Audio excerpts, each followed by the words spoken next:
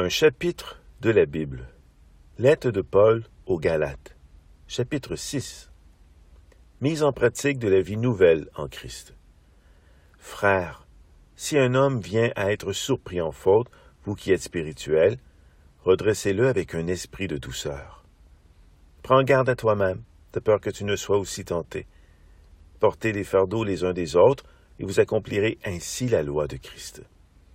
Si quelqu'un pense être quelque chose, quoiqu'il ne soit rien, il s'abuse lui-même.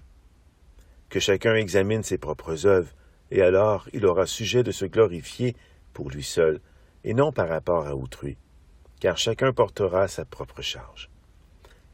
Que celui à qui l'on enseigne la parole fasse part de tous ses biens à celui qui l'enseigne. Ne vous y trompez pas, on ne se moque pas de Dieu. Ce qu'un homme aura semé, il le moissonnera aussi. Celui qui sème pour sa chair moissonnera de la chair la corruption. Mais celui qui sème pour l'esprit moissonnera de l'esprit la vie éternelle.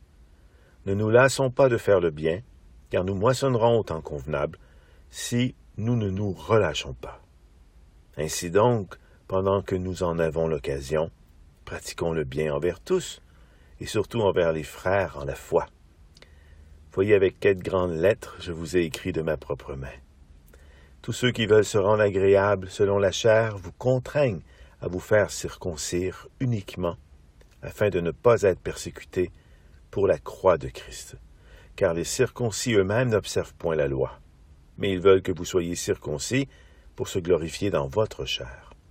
Pour ce qui me concerne, loin de moi la pensée de me glorifier d'autre chose que de la croix de notre Seigneur Jésus-Christ, par qui le monde est crucifié pour moi, comme je le suis pour le monde. Car ce n'est rien d'être circoncis ou incirconcis. Ce qui est quelque chose, c'est d'être une nouvelle création.